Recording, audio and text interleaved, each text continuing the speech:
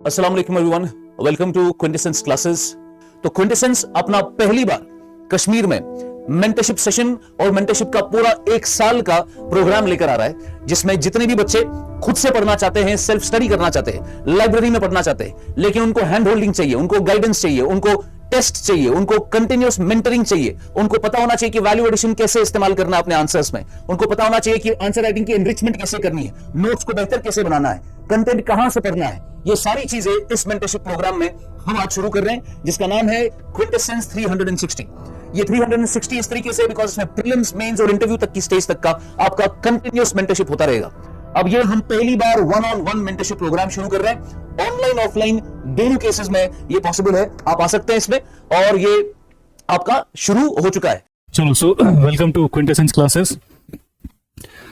सबसे पहले the very first thing that you need to understand is कि आपका जो सिलेबस है इस एग्जाम का वो क्या है। ठीक है, now when we look at SSB examination या कोई भी एसएसबी लेवल का एग्जामिनेशन हो, हमने एक कॉम्प्रिहेंसिव सिलेबस बनाया हुआ है। सिलेबस जिसमें आपका एसएसबी, एसएससी, ये सारे लेवल के जो भी एग्जाम्स है वो सारे क्वालिफाई होते हैं। उस सिलेबस को समझना is the very first thing. सबसे पहले जो आप करोगे वो सिलेबस को समझना जरूरी है, ताकि आपको पता हो कि मेरे कौन कौन से सब्जेक्ट्स हैं जो मुझे इस एग्जाम के लिए पढ़ने हैं और उनका वेटेज क्या है, इंपॉर्टेंस क्या है उनकी, ये सारा अंडरस्टैंड करना बहुत ज्यादा जरूरी है। ठीक है, so if you look at this syllabus, अगर हम इस सिलेबस को देखें तो क्या हो गया इसको, अगर हम इस सिलेबस को देखें तो one of the very foremost things जो आपको इस एग्जाम के लिए बहुत अच्छी तरह से पता होनी चाहिए वो क्या है, आपका quantitative aptitude and arithmetic mathematics. Simple 10th standard का मैथमेटिक्स इस एग्जाम की बुनियाद है, क्योंकि आपको जो भी पेपर आएगा 120 क्वेश्चंस का हो या इवन अगर कोई पेपर 100 क्वेश्चंस का होता है, उसमें इस कंपोनेंट का, मैथमेटिक्स का बहुत ज्यादा कंट्रीब्यूशन है। ठीक है, इसलिए सबसे सिग्निफिकेंट एस्पेक्ट उसमें मैथ्स में बहुत अच्छे नंबर लाना बहुत जरूरी है। और बेसिक एरियाज जिन पे आपको काम करना है वो कौन से, बेसिक नंबर सिस्टम। सबसे पहले नंबर सिस्टम बहुत इंपॉर्टेंट है, ये बेसिक है, आपके 10th स्टैंडर्ड मैथमेटिक्स का बेसिक है, इस पे काम करने की बहुत ज्यादा जरूरत है। उसके बाद आपके पास HCF, simple and decimal fraction, आपका square root, algebra, simple and compound interest, percentages बहुत इंपॉर्टेंट, परसेंटेजेस पे बहुत सवाल आते हैं। Ratio and proportion, again very important topic, ये आपने करना ही करना है। अगेन एवरेजेस भी बहुत इंपॉर्टेंट, ये परसेंटेज, आपका averages, ratio, proportion, number line, ये सारे वो टॉपिक्स हैं मैथमेटिक्स में जिसमें आपको बहुत अच्छा बनना पड़ेगा। ठीक है, उसके लिए ना व्हाट इज द मैकेनिज्म, हमारी क्लास का मैकेनिज्म क्या है। The first thing that we will do is, mathematics में, अभी आपको मैथ्स वाले सर डिटेल में बताएंगे, मैथमेटिक्स में वी डिस्कस अ टॉपिक, हम एक टॉपिक डिस्कस करते हैं, आपको समझाया जाएगा एक इसको नॉर्मल करने का तरीका, और if you have to do it quickly, क्योंकि टाइम का भी एक बहुत बड़ा कंपोनेंट है, if you have to do it quickly, तो बहुत जल्दी से आप ये सॉल्व कैसे कर सकते हो, ये क्वेश्चन सॉल्व कैसे कर सकते हो, वो भी एक बहुत इंपॉर्टेंट एस्पेक्ट है। उसके साथ साथ अगर हम आगे चले तो वी हैव दिस, ये वाला पोर्शन कौन सा, profit and loss, time and work, ये भी मैथमेटिक्स में बहुत इंपॉर्टेंट है। इस पे whether it is UPSC, whether it is JKPSC या इवन एसएसबी, इस पोर्शन में से सवाल आते ही आते हैं। आपका मैकेनिज्म क्या होना चाहिए, क्लास में एक टॉपिक अंडरस्टैंड किया, फिर क्लास में ही क्वेश्चंस करोगे। क्लास में क्वेश्चंस करने से क्या होगा, आप ये अंडरस्टैंड करोगे कि मुझे ये सवाल आया कि नहीं आया करना, नहीं आया तो right there in the classroom only आप उस सवाल को फिर से पूछोगे, डिस्कस करोगे सर से, ताकि वो टॉपिक आपको अच्छे से अंडरस्टैंड हो जाए। ठीक है, then you have this permutation, combination, उसके बाद ज्योमेट्री। अब कुछ एग्जाम है जिसमें ज्योमेट्री स्पेसिफिकली मेंशन किया होता है, कहीं पे नहीं मेंशन किया है। जहां पे अलग से मेंशन किया होगा वहां तो इस पे ज्यादा फोकस हो गई, जहां पे नहीं मेंशन किया है but it would still be a part of this syllabus. इसमें आप क्या करेंगे, trigonometry, then you have trigonometry के साथ साथ आपके ट्रायंगल्स। अच्छा, जो नायब तहसीलदार का एग्जाम देना चाहते हैं या कल को अगर कोई पटवारी का एग्जाम होता है, नायब रेवेन्यू वाला, उसमें ज्योमेट्री का बहुत इंपॉर्टेंट एस्पेक्ट है। क्यों, काम क्या है रेवेन्यू ऑफिसर का, measurement of land, measurement of land में ये सारा यूज होता है, ज्योमेट्री, ट्राइंगल, क्वाड्रिलैटरल, ये सारे मेजरमेंट्स जो है बहुत जरूरी है। सो अगर रेवेन्यू के एग्जाम्स पे आप फोकस कर रहे हो, this portion is very important for you. Circles, mensuration, अच्छा नायब तहसीलदार के एग्जाम में ये स्पेसिफिकली मेंशन किया हुआ है, अलग से मेंसुरेशन का पोर्शन जो है स्पेसिफिकली मेंशन किया गया है, उसको करना ही करना है। So your strong point should be, अगर आप रेवेन्यू का कोई भी एग्जाम दे रहे हो, your strong point should be measurement वाले जितने भी पोर्शंस है। मैथमेटिक्स में ज्योमेट्री का जितना पोर्शन है that is important for you. ठीक है, मैथमेटिक्स के साथ ही चचेरा भाई मैथमेटिक्स का कौन सा है, जनरल इंटेलिजेंस एंड रीजनिंग, जिसको हम लॉजिक एंड रीजनिंग बुलाते हैं। लॉजिक एंड रीजनिंग सिंपल है, लेकिन सिंपल तब है जब एक बार अंडरस्टैंड किया हो। इट इज वेरी सिंपल, या आपका लॉजिक है डेवलप हो गया तो you would be very good in this. और मैकेनिज्म वही है, क्लास में टॉपिक अंडरस्टैंड किया और उसके बाद उसी टॉपिक पे क्या किया, questions right there in the classroom किए, ताकि आपको समझ आए ये लॉजिक मैंने अपने अंदर डेवलप किया है या नहीं किया है। इस लॉजिक में again number series, letter series है नंबर्स की, आपको एक मिसिंग नंबर ढूंढना है, उसके पीछे का लॉजिक अगर आपने समझ लिया you will easily find out the missing number. या लेटर सीरीज है, आपने एक मिसिंग लेटर या दो मिसिंग लेटर निकालने हैं। It all depends upon the catching of that logic, इस नंबर सीरीज में लॉजिक क्या है, ठीक है। उसके साथ साथ ब्लड रिलेशंस, वेरी सिंपल, ये मान के चलो ये बहुत सिंपल एरिया है जिसपे आप बहुत आसानी से नंबर सिक्योर कर सकते हो। Number series, letter series, blood relation, statement conclusion, equality inequality, number analogy, figure analogy, directions, ये सारा जो है कोडिंग डिकोडिंग, ये सारा पोर्शन जो है this comes under your logic and reasoning. So पहला मैथमेटिक्स, दूसरा लॉजिक एंड रीजनिंग, ठीक है। उसके साथ साथ अगर हम आगे चले तो हमें मिलते हैं कुछ टॉपिक्स जो जनरल नॉलेज के टॉपिक्स है, ठीक है। ये था थोड़ा सा स्किल बेस्ड टॉपिक्स, मैथमेटिक्स और रीजनिंग। यहाँ सोचना है, यहाँ कैलकुलेशन करनी है, यहाँ पैटर्न लिखना है, यहाँ फिगर बनाना है, ये स्किल है। इसके साथ साथ अब आता है नॉलेज वाला पार्ट, जनरल नॉलेज वाला पार्ट, जिसमें क्या क्या सब्जेक्ट्स आपको पढ़ने हैं। सबसे पहले इकोनॉमी पढ़नी है। इकोनॉमी के दो पोर्शंस हैं, एक आपको इकोनॉमी का मैकेनिज्म समझना है, माइक्रो इकोनॉमी, इन्फ्लेशन क्या होता है, आपकी नेशनल इनकम क्या होती है, आपका टैक्स स्ट्रक्चर खड़ा कैसे किया जाता है, ये सारी चीजें हैं इसमें।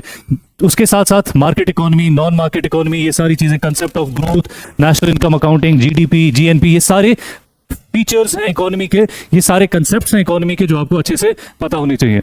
उसके साथ साथ हम चलते हैं, फिर यही आ गया इन्फ्लेशन। यहां से आगे RBI and monetary policy, this is something about India का इकोनॉमिक डेवलपमेंट करते कैसे हैं हम, इंडिया में गवर्नमेंट और आरबीआई काम क्या करता है, what is the role that they play, कि इकोनॉमी को ऊपर लेना है तो गवर्नमेंट क्या करेगी, इकोनॉमी को ऊपर लेना है तो आरबीआई क्या करेगा।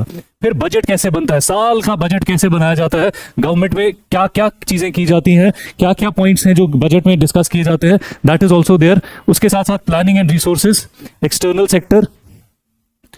फिर आ जाता है इंडिया की टिपिकल कुछ इंपॉर्टेंट एस्पेक्ट्स, जिसमें एग्रीकल्चर है, जिसमें poverty, inclusion, demography, centrally sponsored schemes, typical general knowledge based, ठीक है। इंफॉर्मेशन एंड नॉलेज, वहां था skill, mathematics and reasoning skill, यहां पे है नॉलेज बेस्ड है।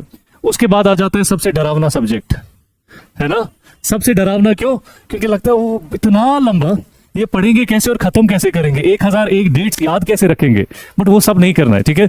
We will break it down into different portions, उसको फर्दर ब्रेक डाउन करेंगे, उसको फर्दर ब्रेक डाउन करेंगे, और हम इसको बिल्कुल साइंटिफिक तरीके से कवर कर लेंगे within a short span of time, ठीक है। इसमें what are we suppose to do, ancient India, medieval India, फिर modern India. Now there are some exams जिसमें सिर्फ ये वाला पोर्शन है, उसमें भी अगर हम टिपिकली जाएं तो यहां से revolt of 1857 for example, your naib tehsildar का एग्जाम, उसमें सिर्फ रिवोल्ट ऑफ 1857 से आगे आगे पढ़ना है हमने। सो वहां पे हम क्या देखेंगे, वहां पे ये सारी चीजें हम पढ़ेंगे। जहां पे लिखा है हिस्ट्री ऑफ इंडिया जिस एग्जाम में, वहां पे एंशिएंट, मिडिवल, मॉडर्न सारा पढ़ना है। जहां लिखा है इंडिया फ्रीडम स्ट्रगल, तो सिर्फ ये वाला पोर्शन पढ़ना है। उसके साथ साथ हमें ये पोर्शन बहुत इंपॉर्टेंट है, history of Jammu and Kashmir. History of Jammu and Kashmir क्यों इंपॉर्टेंट है, बिकॉज इजीली स्कोर करने वाला एरिया है ये वो एरिया है जहां पे इंफॉर्मेशन भी लिमिटेड है और स्कोर भी अच्छे से किया जा सकता है। All the aspects of Jammu and Kashmir easily score किए जा सकते हैं, वो हिस्ट्री हो, वो ज्योग्राफी हो, वो रिसोर्सेज हो, वो इकोनॉमी हो, पोर्शन कम है इसलिए इजीली किया जा सकता है। उसके बाद if we move forward then we have polity. अब पॉलिटी में भी एग्जाम में डिपेंड करता है, कहीं पे लिखा है खाली कॉन्स्टिट्यूशन ऑफ इंडिया, ठीक है। सो कॉन्स्टिट्यूशन ऑफ इंडिया लफ्ज तो छोटा सा है, लेकिन ये बहुत बड़ा पोर्शन है जिसमें आपने पूरा पॉलिटी को कवर करना है। कुछ एग्जाम्स में खाली पॉलिटी के कुछ टॉपिक्स दिए होंगे तो आपने सिर्फ वही करने हैं, but for a holistic approach to generally SSB exams, SSC exams, ये पूरा पोर्शन पढ़ना है। कॉन्स्टिट्यूशन होता क्या है, और फिर उसके बाद इंडिया के कॉन्स्टिट्यूशन के मेजर एस्पेक्ट्स, इसमें आपके फीचर्स हैं, फिर citizenship, fundamental rights, directive principles, ये सब प्रेसिडेंट, वाइस प्रेसिडेंट, ये बहुत ज्यादा डिपेंड करता है करंट न्यूज पे। फॉर एग्जांपल अगर आज एसएसबी का पेपर बने, एक सवाल वाइस प्रेसिडेंट पे होगा। क्यों होगा एक सवाल वाइस प्रेसिडेंट पे, न्यूज में रहा है 2-4 दिन पहले इलेक्शन हुआ है वाइस प्रेसिडेंट का, वाइस प्रेसिडेंट पे रहेगा या गवर्नर पे रहेगा। इस तरह से करंट अफेयर्स बेस्ड बहुत ज्यादा है ये, जो साथ साथ इसमें कवर किया जाएगा। उसके साथ साथ what do we have, then we have geography. Again very अच्छा खासा बड़ा टॉपिक है ये, लेकिन इसको भी दो पोर्शंस में डिवाइड किया गया है। ज्योग्राफी जनरली, उसमें हम देखते हैं ज्योग्राफी के basic ideas, basic features, basic concepts, और फिर हम देखेंगे इंडियन ज्योग्राफी। ये सारा इसमें आपने पढ़ना है। फिजिकल फीचर्स, ये इंपॉर्टेंट है। फिजिकल फीचर्स क्यों, एक बार पढ़ लो and this is something which is doable, easily doable, क्योंकि ये बेसिक फैक्ट बेस्ड है। ठीक है। उसके बाद we have drainage, climate, atmosphere, earth का स्ट्रक्चर, एग्रीकल्चर, और ये यहां पे हम कुछ एरियाज को टच करने वाले हैं। जम्मू एंड कश्मीर का फ्लोरा एंड फौना। ज्योग्राफी और जम्मू एंड कश्मीर अलग से भी पढ़नी है। ठीक है। उसके बाद दी next subject that you would be covering is computers. क्यों कंप्यूटर्स एग्जाम में है, बिकॉज बहुत ज्यादा फोकस है डिजिटलाइजेशन पे। अब सारी चीजें दफ्तरों में कंप्यूटर पे की जाती हैं। सो उसके लिए बहुत जरूरी है कि गवर्नमेंट जिनको जॉब्स दे रही है, जिनको अपने साथ जोड़ रही है, उनको बेसिक नॉलेज कंप्यूटर की हो। रेवेन्यू में जा रहे हो तो और ज्यादा चाहिए, क्योंकि डिजिटाइजेशन ऑफ रिकॉर्ड्स कर रहे हैं हम। सो इसलिए बेसिक आइडिया हो कंप्यूटर चलाने का, hardware, input devices, output devices, software क्या होता है, ऑपरेटिंग सिस्टम क्या होता है, ताकि ऐसा ना हो कि आप कल को सिलेक्ट हो जाओ, सामने कंप्यूटर रखा हो और पता ही ना हो बटन भी दबाना है, क्या करना है, क्या नहीं करना है। सो वो जरूरी है कि आपको बेसिक आइडिया हो कंप्यूटर्स का। उसके बाद एक बहुत इंपॉर्टेंट एस्पेक्ट, इंग्लिश। हमें लगता है हमें इंग्लिश आती है, वो 19-20 करके हम बोलने में शायद यू कर भी ले, लेकिन ग्रामर में टांगे कमजोर हैं हमारी, और एग्जाम सिर्फ ग्रामर का होता है। ठीक है। उसके लिए it is easy to grab. अगर एक बार आपने ग्रामर समझ लिया, it is easy to grab. ये वाले पॉइंट्स जो है, ये वाले क्वेश्चन जो है, आसानी से किए जा सकते हैं, बिकॉज यहां पे वो नहीं है कि आपने कोई स्पेसिफिक टॉपिक पढ़ा है तो ही आपको सब्जेक्ट, तो ही क्वेश्चन आएंगे। एक बार आपने ग्रामर समझा है, आप ये पूरा एरिया कवर कर सकते हो। सो यहां पे वो कंफ्यूजन नहीं है कि मुझे ये पढ़ना है, ये पढ़ना है, या ये पढ़ना है, या ये छूट गया तो सवाल इसी में से आया तो क्या करेंगे। यहां पे एक बार ग्रामर समझा। Parts of speech, parts of sentence, very important. हम सबसे ज्यादा गलतियां स्पोकन इंग्लिश में यहीं पे करते हैं। उसके बाद देयर आर क्वेश्चंस जहां पे हमें शायद करेक्शन करनी होती है सेंटेंसेस की, 4 ऑप्शंस में से सही ऑप्शन यूज करके। These are those questions. Verbs, tenses, tenses में भी हम बहुत ज्यादा गलतियां करते हैं, पता ही नहीं हमें पास्ट टेंस 2 बार नहीं लगाते हैं सेंटेंस में, एक ही बार लगाते हैं। ये सारी चीजें हैं। सिनोनिम, एंटोनियम, इस पे क्वेश्चंस बनते हैं। आपका वोकैबुलरी, इडियम्स, फ्रेजेस, इस पे क्वेश्चंस बनते हैं। रीडिंग कॉम्प्रिहेंशन, ये बहुत इंपॉर्टेंट है। रीडिंग कॉम्प्रिहेंशन, बिकॉज सामने मटीरियल है, उस मटीरियल पे सवाल है, बस आपकी अंडरस्टैंडिंग का कमाल है। आपने वो 4 लाइनें, 5 लाइनें पढ़नी है, उसके बाद आपने क्या करना है, उन्हीं 4 लाइनों पे बेस्ड सवाल का जवाब देना है। लेकिन ये पता होना चाहिए कि जवाब निकालना कैसे है। That is where this reading comprehension वाला पार्ट जो है, ये इंपॉर्टेंट हो जाता है, और ये आसानी से स्कोर करने वाले पॉइंट्स है। See, I will be honest enough, subjects like economy, subjects like history, geography, यहां पे आप 100% कवर नहीं कर सकते हो। ठीक है। यहां पे हमेशा there would be an element of surprise.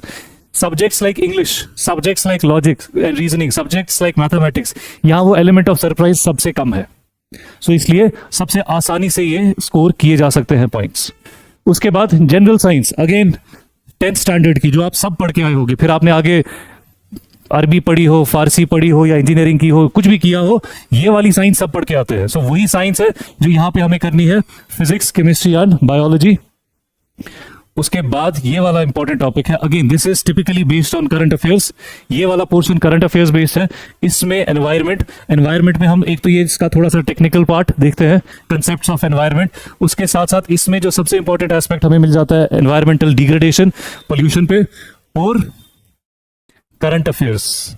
Environment में ये वाला पोर्शन पे सबसे ज्यादा फोकस करना है। सवाल इसमें से आते हैं, कन्वेंशंस एंड प्रोटोकॉल, जो रीसेंट करंट अफेयर्स होगा, समिट्स, स्कीम्स, ये रीसेंट जो हुए होंगे उस पे सवाल होता है। For example, your quiz exam is in December, for example, तो आपको कम से कम ये मार्च अप्रैल से पता होना चाहिए सबसे इंपॉर्टेंट समिट्स और कन्वेंशंस कौन कौन से हुए हैं। उसके बाद ये वाला portion, Jammu and Kashmir, again very important and very easy to score points over here, because देखो अब क्या है यहाँ पे, if you go into agriculture, basic facts यहाँ पे याद रखने हैं। क्या है हमारे सबसे बड़े सेक्टर्स, क्या है इकोनॉमी के, विद इन दो सेक्टर्स कौन कौन से सेक्टर्स आते हैं, वो सारी चीजें। अच्छा, यहाँ पे सबसे इंपॉर्टेंट जो आप याद रख सकते हो वो क्या है, सबसे इंपॉर्टेंट जहां पे आप स्कोर कर सकते हो, दिस पोर्शन, ये जो आपका पोर्शन है, ये वाला पोर्शन जो है आपका, इसमें आप सबसे ज्यादा स्कोर कर सकते हो, बिकॉज ये एक बार याद करना है। आपने यहाँ की फिजियोग्राफी याद कर ली, यहाँ की क्रॉप्स याद कर ली, सॉइल टाइप्स याद कर लिया, यहाँ की इंपॉर्टेंट लेक्स याद कर ली, यहाँ की इंपॉर्टेंट रेंजेस याद कर ली, माउंटेन रेंजेस, पासेस याद कर ली। सो ये टिपिकली क्या है, टिपिकली फैक्ट बेस्ड एरिया है। ये रिवर्स याद रख लिए, लेक्स याद रख लिए, वो सारी चीजें याद कर ली, you are done with this portion. और बेसिक बहुत सिंपल सवाल आते हैं। अब एसएसबी का रेंज बहुत बड़ा है। एक क्वेश्चन, एक एग्जाम हुआ था, उसमें ये भी सवाल था कि फेरन कहाँ पहना जाता है। अब ये देख लो, ये बिना पढ़े किया जाने वाला सवाल है। लेकिन ऑन द अदर हैंड एक सवाल ये भी था, कल्याण मंडप किस टेंपल आर्किटेक्चर का हिस्सा है, जो टिपिकली यूपीएससी का सवाल था। So we will try to fill in that gap. जितना हम कर सकते हैं इन्हीं सब्जेक्ट्स में, हम उस गैप को फिल करने की कोशिश करेंगे। सो यहाँ पे फिर कुछ एग्जाम्स हैं जिनमें ये एरिया स्पेसिफिकली मेंशन्ड होता है।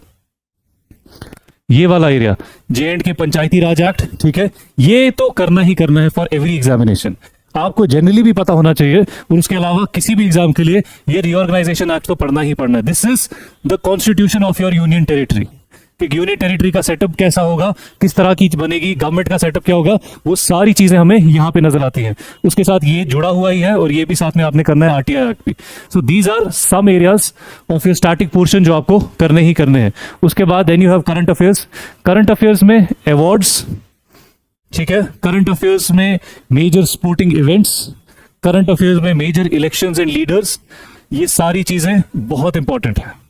लेकिन करंट अफेयर्स का सबसे बड़ा ड्रॉबैक क्या है, वो यूपीएससी हो या एसएसबी हो, करंट अफेयर्स का सबसे बड़ा ड्रॉबैक ये एक्सटेंसिव है, ये खत्म नहीं हो सकता है। मतलब करंट अफेयर्स कोई बोले कि मैं 100% पढ़ के आया हूं, वो पॉसिबल नहीं है। Now this gap that is left in the current affairs, जो आप कवर नहीं कर पाते हो, उसको हम कैसे ओवरकम करते हैं। For that you have to do something कि आप अपनी स्टैटिक सब्जेक्ट्स को बहुत अच्छा बनाओगे, ठीक है। सो ये सारा सब्जेक्ट, ये सारे सब्जेक्ट्स हैं आपके जो आपने इस एग्जाम में करने। Get the copy, soft copy of this syllabus from the office, और इसको फॉलो करना शुरू कर दो, ठीक है। बाकी टीचर्स आएंगे, वो अपने अपने सब्जेक्ट्स आपको बताएंगे थोड़ा बहुत, and then see you in the classes and best of luck for your preparation.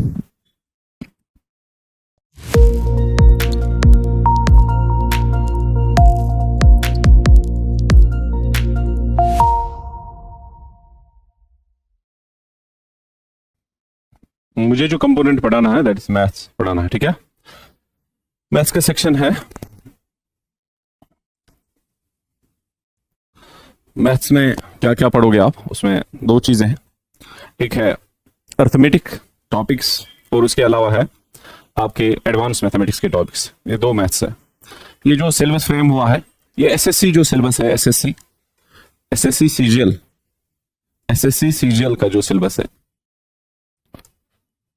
ये उसी के पैटर्न के टॉपिक सिलेबस है। अगर आप ये सिलेबस पढ़ के बैठ सकते हो आप एसएससी के एग्जाम में, वहां टायर फर्स्ट होता है, टायर सेकंड होता है, तो आप टायर फर्स्ट में बैठ सकते हो, आप इजीली वो क्वालिफाई कर सकते हो, ठीक है। ये उसी का सिलेबस है। इसमें सभी जो एग्जाम्स है, चाहे आप एनटी का एग्जाम दो, चाहे आप जेकेपी एसआई का जो सिलेबस है, या बाकी जूनियर असिस्टेंट है, वीएलडब्ल्यू है, या टीचर जो होगा, कुछ भी होगा, ग्रेजुएट लेवल के पोस्ट या ग्रेजुएट लेवल से नीचे जिनकी क्वालिफिकेशन होती है, दैट इज 12th क्वालिफिकेशन जो होती है, या 10+2 लेवल पे या 10th लेवल पे जो पोस्ट निकलते हैं, उन हर किसी एग्जाम में बैठ सकते हो आप ये सिलेबस पढ़ के, ठीक है। कि ये आपको सारा कुछ इसमें है, जितने भी टॉपिक्स है वो सारा इसमें आपको पढ़ना है। इसमें कौन से टॉपिक्स है जो अर्थमेटिक्स के रिलेटेड आपको पढ़ने हैं, ये पता होना चाहिए। आपने सिलेबस भी देखा होगा। सिलेबस में सबसे पहले जो आपको पढ़ना है दैट इज नंबर सिस्टम पढ़ना है। नंबर सिस्टम आपको पढ़ना है। नंबर सिस्टम में बहुत सारी चीजें, अगर हम नंबर सिस्टम की बात करें, उसमें जो पहला नंबर सिस्टम, उसके सब टॉपिक्स आपको पढ़ने हैं। बहुत सारे सब टॉपिक्स है, 5-8 वो पढ़ने हैं। इसके अलावा नंबर सिस्टम में आपको पढ़ना है दैट इज एलसीएम एचसीएफ, उसके एप्लीकेशंस, वो भी नंबर सिस्टम के ही साथ रिलेटेड है। इसी तरह से आपको नंबर सिस्टम में पढ़ना है फ्रैक्शंस वगैरह, वो देखना है आपको, सिंपल डेसिमल फ्रैक्शंस, उनके क्वेश्चंस कैसे बनते हैं। इसी तरह से आपको नंबर सिस्टम में ही पढ़ना है square root, square and square root, cube and cube root, ये सारा नंबर सिस्टम का ही खेल है। उसके अलावा फिर अर्थमेटिक्स के टॉपिक्स आते हैं कुछ, दैट इज एवरेज पढ़ना है आपको। एवरेज हर किसी में होता है, अगर आप एसएसबी का सिलेबस उठाओगे, हर किसी में होता है एवरेज का टॉपिक। उसकी सभी क्वेश्चन, सभी तरह के क्वेश्चन, सभी टाइप्स के क्वेश्चन हम करेंगे। परसेंटेज पढ़नी है आपको अर्थमेटिक के टॉपिक में। इसी तरह से आपको और एक टॉपिक है दैट इज रेशियो प्रोपोर्शन पढ़ना है, ये अर्थमेटिक के टॉपिक्स है। इसी तरह से आपको पढ़ना है प्रॉफिट एंड लॉस, ठीक है। इस तरह से उसी में डिस्काउंट पढ़ना है आपको। इसी तरह से आपको और एक टॉपिक है that is work and time पढ़ना है। इसी तरह से आपको इंटरेस्ट पढ़नी है, चाहे सिंपल इंटरेस्ट हो, कंपाउंड इंटरेस्ट हो, वो पढ़ना है आपको। और जो आजकल जो जिस तरह से हम किसी लोन को पे कर रहे हैं, वो instalment, CMI, equated monthly instalments हम कैसे भरते हैं, वो सभी कंसेप्ट उसमें सिखाए जाएंगे, ठीक है। उसके अलावा जो है that is speed, time and distance, वो देखना है आपको क्या है, कैसे हम निकाल सकते हैं डिस्टेंस, स्पीड वगैरह, उसके रिलेटेड क्वेश्चन, अच्छे लेवल के क्वेश्चन, ये नहीं कि सिंपल लेवल के क्वेश्चन होंगे, अच्छे तगड़े लेवल के क्वेश्चन होंगे, ठीक है। जो SSC के लेवल के क्वेश्चन होंगे, SSB की बात ही नहीं है। फिर जब आप वो उस लेवल के क्वेश्चन करोगे, SSB की बात ही नहीं है, आप इजीली SSB का पेपर कर सकते हो। ये थोड़ा बहुत आपको मैं दे रहा हूं कि सिलेबस का आइडिया क्या है, कि आपको क्या पढ़ना है। इसके अलावा आपको एडवांस मैथमेटिक्स पढ़ना है। एडवांस मैथमेटिक्स में है आपको, जिस तरह से एडवांस मैथमेटिक्स में NT के सिलेबस में भी टॉपिक रखा था मेंसुरेशन फर्स्ट या मेंसुरेशन सेकंड, उसमें है, या उसके साथ द लैंड मेजरमेंट यूनिट्स, कैसे हम लैंड को मेजर करते हैं, उसके क्या यूनिट्स है, यहाँ कश्मीर के रेवेन्यू सिस्टम में कौन से यूनिट्स रहते हैं, करम क्या होता है, ठीक है, एकड़ क्या होता है, या बाकी चीजें जितने भी यूनिट्स, जिस तरह से केनाल कितना होता है, कितने स्क्वायर फीट्स होते हैं, ये सभी चीजें लैंड मेजरमेंट्स में हम पढ़ेंगे, उसके यूनिट्स में पढ़ेंगे। इस तरह से फील्ड बुक है उसमें, जो NT के सिलेबस में भी है, कि कैसे हम लैंड को मेजर कर सकते हैं। फील्ड बुक सभी तरह के, अगर जमीन होगा, चाहे रेगुलर होगा या इरेगुलर पैटर्न का जमीन होगा, तो उसको हम कैसे मेजर कर सकते हैं, उसके बहुत सारे मेथड्स है, सैमसन्स रूल है, बाकी चीजें हैं, वो सभी हम उसमें डिस्कस करेंगे। मैं आपको खुल के नहीं बता रहा हूं, शॉर्ट में बता रहा हूं सब कुछ, ठीक है।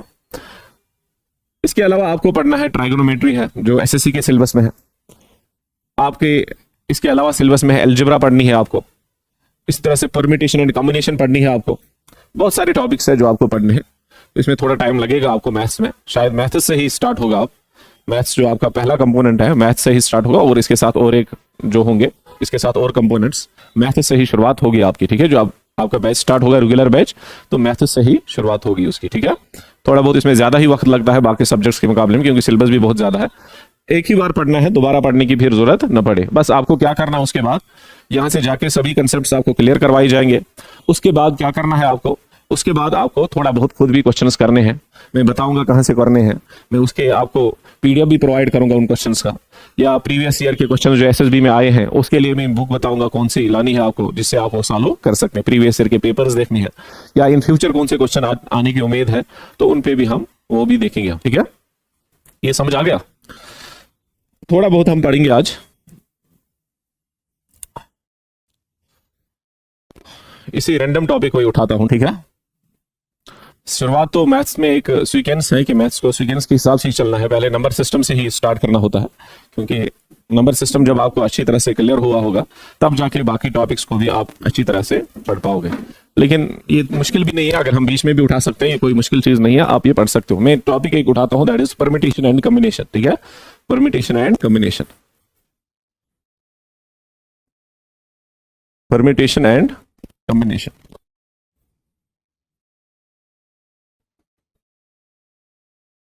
परम्यूटेशन एंड कॉम्बिनेशन, ये भी एक टॉपिक है मैथ्स का। इसकी अपनी एप्लीकेशन है डेली लाइफ में। जितने भी यहाँ बैठे हैं, आप 5 होंगे, 10 होंगे, कितने भी होंगे, अगर मैं आपको बोलूंगा फॉर एग्जांपल आप आपस में हैंडशेक करो, हैंडशेक करने की कोई जरूरत नहीं है, ऐसे ही बोल रहा हूं, ठीक है।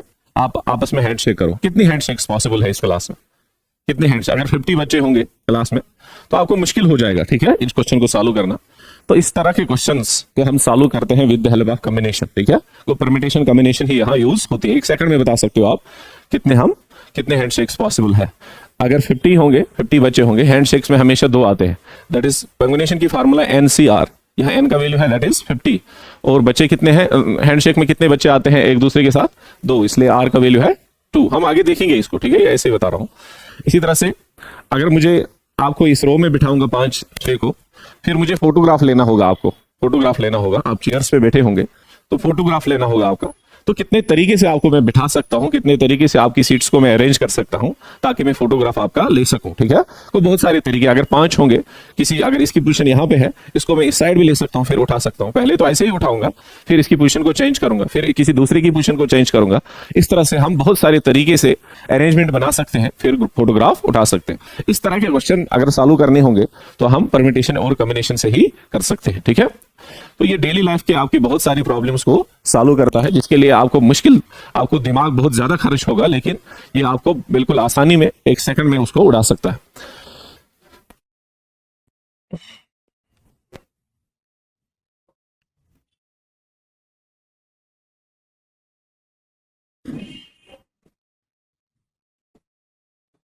परम्यूटेशन एंड कॉम्बिनेशन, ठीक है। पहले आपको पता होना चाहिए परम्यूटेशन क्या है। परम्यूटेशन क्या है? परम्यूटेशन क्या है? इसमें 2 चीजें हैं, परम्यूटेशन और कॉम्बिनेशन। परम्यूटेशन क्या है? That is arrangement. Arrangement arrangement और कॉम्बिनेशन क्या है? कॉम्बिनेशन क्या है? That is selection. सिलेक्शन या चूज करना, या चूज करना, सिलेक्शन करनी या चूज करना, उसको बोलते हैं दैट इज कॉम्बिनेशन। अगर आपको सिलेक्ट करना होगा, मैं एग्जांपल भी दूंगा। अगर आपके पास कोई वर्ड है फैन, फैन यहां चल रहा है तो फैन दिमाग में आ गया, तो फैन है वर्ड कोई, है ना, कितने लेटर्स का बना है? 3 लेटर्स का बना है ना। इसमें हम कितने वर्ड्स बना सकते हैं विद मीनिंग और विदाउट मीनिंग, कितने बना सकते हैं, ठीक है। तो अगर ये भी एक वर्ड है फैन, ये भी बन सकता है इन 3 लेटर्स से। इस तरह से भी बन सकता है FNA, ये भी बन सकता है ना। मैंने पोजीशन चेंज की, क्या ये और ये डिफरेंट सेम वर्ड्स है? डिफरेंट वर्ड्स है। अगर हम इस तरह से लेंगे फिर AFN, अगर हम इस तरह से लेंगे ANF, है ना, इसी से बना है, क्या सेम है? सभी डिफरेंट है सारे। फिर अगर मैं इस तरह से लूंगा NFA, फिर लूंगा NAF, क्या ये सभी सेम है? सभी डिफरेंट है। वो हम कितने वर्ड्स इससे बना सकते हैं?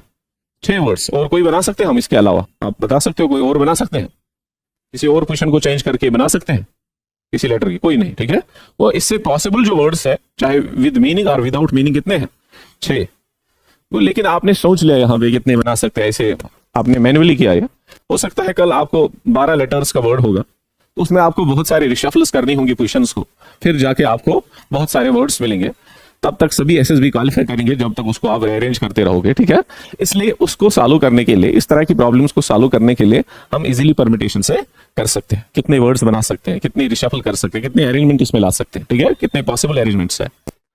फिर है इसी तरह से, अगर इन थोड़ा एग्जाम्पल दे रहा हूं आपको समझाने के लिए कि परम्यूटेशन होती क्या है। तो ये these are permutations of this FAN, इस वर्ड के। वो कितनी पॉसिबल अरेंजमेंट, कितनी पॉसिबल परम्यूटेशंस इसकी? 6, है ना। इसी तरह से अगर हम कॉम्बिनेशन की बात करें, कॉम्बिनेशन जिस तरह से आपने पढ़ा भी होगा, पॉलिटी अगर किसी का सब्जेक्ट होगा आप में से, या फिर भी पढ़ते हैं न्यूज वगैरह में, कि जिस तरह से कमेटीज होती है, अगर गवर्नमेंट को कुछ काम करना होता है, वो उस पर अच्छे अच्छे आदमी को चुनता है, उसकी कमेटी बनाता है, फिर जो वो डिसीजन लेंगे तो उस पर फिर गवर्नमेंट आगे बढ़ता है, ठीक है। जिस तरह से डिलिमिटेशन कमीशन आ गया यहाँ पे, उन्होंने पहले डिलिमिटेशन यहाँ देख लिया कि पुलवामा को जोड़ना है किसके साथ?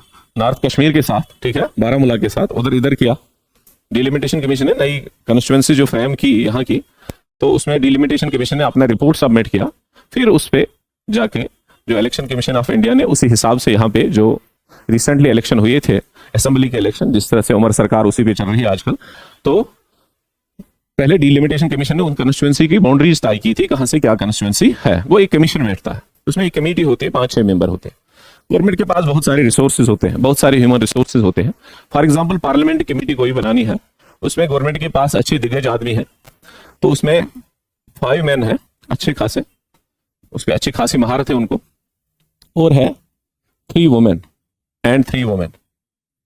3 वुमेन, गवर्नमेंट के पास इतने रिसोर्स है, ह्यूमन रिसोर्सेज इतने हैं, उनको कोई कमेटी बनानी है, किसी कमेटी की कंस्ट्रक्शन करनी है, उस कमेटी को कुछ चीजें देखनी है, पार्लियामेंट के अफेयर्स को देखना है या बाकी फॉरेन अफेयर्स को देखना है। जिस तरह से यहाँ से फॉरेन हमारे जो गए, बाकी जब कन्फ्लिक्ट हो गए इंडिया पाकिस्तान के बीच में, फिर यहाँ के जिसमें बहुत सारे कांग्रेस के मेंबर बाकी कंट्रीज को गए, ठीक है, ताकि अच्छी तरह से डिप्लोमेटिक रिलेशन बाकी कंट्रीज के साथ रहे। तो इसी तरह से अगर गवर्नमेंट के पास टोटल रिसोर्सेज है, उनके पास 5 मैन है और 3 वुमेन है, लेकिन उनको कमेटी एक बनानी है जिसमें 2 मैन और 2 वुमेन होनी चाहिए, 2 मैन और 2 वुमेन। इनमें से इनको चुनना है 2 मैन एंड 2 वुमेन, 2 मैन और 2 वुमेन चुनना है, ठीक है। ऐसे कि उनको 4 ही आदमी चाहे, लेकिन उसमें जरूरी 2 मैन होने चाहे और 2 वुमेन होनी चाहे। तो बहुत सारे तरीके हैं यहाँ इनको चुनने के, है ना, बहुत सारे तरीके इनको सिलेक्शन करने की, बहुत सारी वेज है। अगर इसमें है मैन ABCDE, आगे ये 5 है ना, उनका नाम है ABCDE, उन मैन्स का नाम है, एक का नाम है ए, दूसरे का नाम है बी, तीसरे का नाम है सी, चौथे का नाम है डी और 5वें का नाम है ई। मैंने ऐसे ही रखा नाम। इसी तरह से वुमेन जो है 3, उनका नाम रखूंगा XYZ। उनका नाम क्या है? XYZ। वो गवर्नमेंट ऐसे भी चुन सकती है कि अगर 2 मैन चुनने हैं वो ए और बी को चुन सकती है, ए और बी, है ना, 2 मैन, और यहां से 2 वुमेन को पकड़ सकती है, दैट इज XY। बन गई कमेटी, ऐसे भी कमेटी बन जाए। ए बी 2 आदमी चुने और XY 2 वुमेन चुन ली तो एक कमेटी बन गई, 4 मेंबर बेस्ड, है ना। या गवर्नमेंट के पास अगर ये नहीं चुनेंगे, वो इन 2 को चुन सकते हैं, डी मैन को चुना और वहां से YZ को चुना। क्या ये और ये कमेटी सेम है? इसमें सेम मेंबर्स है, कुछ होंगे सेम, लेकिन सेम कह सकते हैं दोनों बराबर सेम तरह के मेंबर्स हैं, मतलब सभी। तो ये इनको बहुत सारे तरीके से हम चुन सकते हैं, सिलेक्ट कर सकते हैं, यहां से कमेटी चुन सकते हैं, या ये 2 मैन वो 2 वुमेन, ठीक है, या बीच वाले 2 मैन वो लास्ट वाले 2 वुमेन को चुन लेंगे, ठीक है। बहुत सारे तरीके हैं इनको सिलेक्ट करने के, चूज करने के। तो इस तरह के क्वेश्चन अगर होंगे सिलेक्शन के या चूज करने के, तो ये तो सिंपल एग्जांपल मैंने दी, इसके अच्छे क्वेश्चन आ जाएंगे, तो इसके भी अच्छे क्वेश्चन आ जाएंगे, तगड़े क्वेश्चन आ जाएंगे जो आप कर भी नहीं पाओगे शायद। तो फिर हम दिखाएंगे उसके कंसेप्ट सभी। तो पहले जब एग्जाम्पल देते हैं सिंपल ही देते हैं, ठीक है। तो आप बता सकते हो with the help of combination कि कितनी सिलेक्शंस पॉसिबल है, कितने तरीके से इनको चुन सकते हैं, कितनी सिलेक्शंस। ये भी एक सिलेक्शन है, ये भी एक सिलेक्शन है, या कोई और सिलेक्शन होगी, है ना, कितनी पॉसिबल सिलेक्शंस है, कितनी पॉसिबल कॉम्बिनेशंस बन जाएंगे। तो हम ये कॉम्बिनेशन से कर सकते हैं, ठीक है। ये आ गया समझ?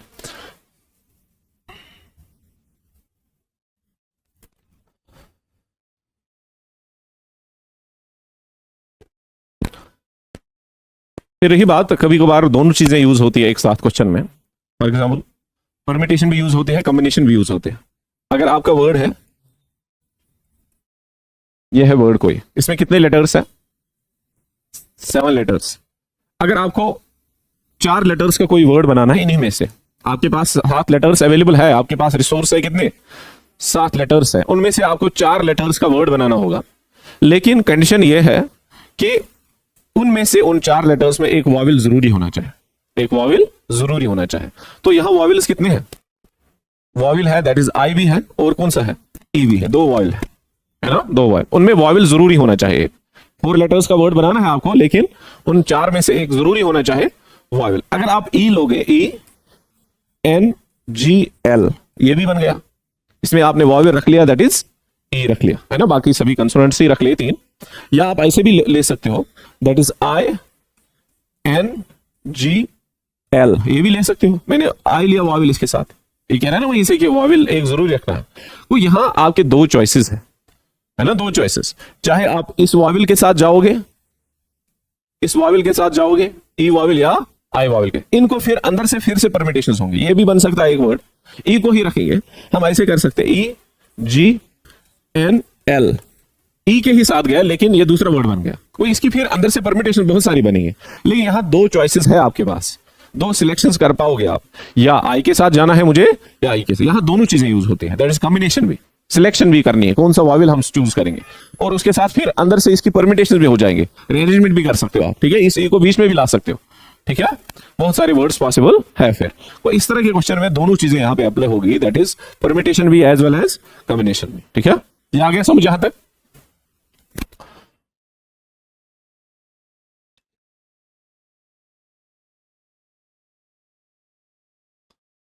फिर ही बात जो परमिटेशन की फार्मूला है वो क्या है? परमिटेशन की फार्मूला, परमिटेशन की जो फार्मूला है वो क्या? That is NPR। NPR। अगर आपके पास n रिसोर्सेज होंगे, ये लिखने की जरूरत नहीं, बस थोड़ा बहुत समझो, हम जब आपका क्लास स्टार्ट होगा तो हम बिल्कुल स्टार्टिंग से आएंगे इसमें, फिर आप उस समय लिख सकते हो। अगर आपके पास n रिसोर्सेज होंगे, आपके पास n रिसोर्सेज होंगे, उनमें से आपकी रिक्वायरमेंट होगी R, उनमें से रिक्वायरमेंट कितनी है? R। तो यह है फार्मूला, NPR किसके बराबर होता है? n factorial divide by n minus R factorial, इस तरह से। यह है आपकी फार्मूला, ठीक है। अगर आपके पास n रिसोर्सेज होंगे, n चीजें होंगी, तो अगर आपको कितने लेने हैं एट ए टाइम, r ले रहे हो, r यूज कर रहे हो आप, उनमें से कितने यूज कर रहे हो, रिक्वायरमेंट है r की। कभी कभार आप सभी भी यूज कर सकते हो, उस समय आ जाएगा npn, बन जाएगा ना npn, उस समय npn बन जाएगा, ठीक है। लेकिन अगर आप n रिसोर्सेज आपके पास है, उनमें से कितने यूज कर रहे हो आप, r यूज कर रहे हो, फिर वो किसके बराबर होता है, n factorial divide by n minus r factorial. इसी तरह से कॉम्बिनेशन की फार्मूला है, कॉम्बिनेशन की फार्मूला है that is NCR that is equal to n factorial divide by n minus r factorial into r factorial. इसमें r फैक्टोरियल एक्स्ट्रा है, ठीक है, बाकी वही है, n factorial divide by n minus r factorial into r factorial, ये उसकी formula है, ठीक है, कॉम्बिनेशन की। तो देखो आप यहां फैक्टोरियल आ गया, फैक्टोरियल, फैक्टोरियल क्या होता है, फैक्टोरियल है यहाँ पे, ये फैक्टोरियल आ गया। आपने जिसने मैथ्स नहीं पढ़ा उसने पहली बार सुना होगा शायद। फैक्टोरियल क्या है, ठीक है। अगर आप देखिए 4 फैक्टोरियल, 4 फैक्टोरियल का मतलब है 4 इंटू 3 इंटू 2 इंटू 1। इस 4 को मल्टीपल करते जाना है कहां पे, कहां तक, 1 तक। तो इसका वैल्यू क्या बनेगा, 4 into 3 that is 12, 12 into 2 that is 24 into 1 that is 24। वो 4 फैक्टोरियल का वैल्यू क्या होता है, 24। आगे समझ। अगर आपको 5 फैक्टोरियल चाहिए, 5 फैक्टोरियल का वैल्यू क्या होता है, तो 5 into 4 into 3 into 2 into 1 that is कितना आ रहा है, 20 इंटू 3 60, 60 इंटू 2 दैट इज 120 आ रहा है, हाँ 120 है, 120 है ना। ये तो आप निकाल सकते हो 6 फैक्टोरियल का वैल्यू क्या होगा, 6 into 5 into 4 into 3 into 2 into 1। तो ये याद रखना ये चीजें, 5 फैक्टोरियल का वैल्यू क्या है, 6 फैक्टोरियल का वैल्यू क्या है। इसी तरह से उसमें भी शॉर्टकट ढूंढते हैं हम, फार्मूला में शॉर्टकट लगाते हैं, फार्मूला में वो बताऊंगा ना जब ये चैप्टर पढ़ेंगे हम, मैं फार्मूला में ही शॉर्टकट लगाते हैं, फिर वो कैसे करते हैं।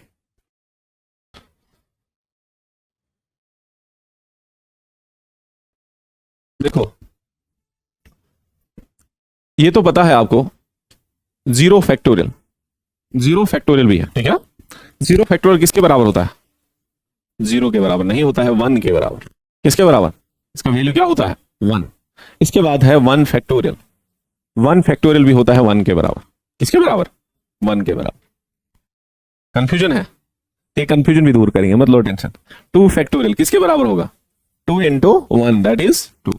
3 फैक्टोरियल किसके बराबर होगा, 3 into 2 into 1 that is 6। 4 factorial तो ऑलरेडी आपको पता है कितना, 4 इंटू 3 इंटू 2 इंटू 2 इंटू 1, वो तो पता है आपको कितना है, 24। 5 factorial, 5 into 4 into 3 into 2 into 1 किसके बराबर है, 120। इस तरह से आप निकाल सकते। फिर रहा यहाँ कंफ्यूजन।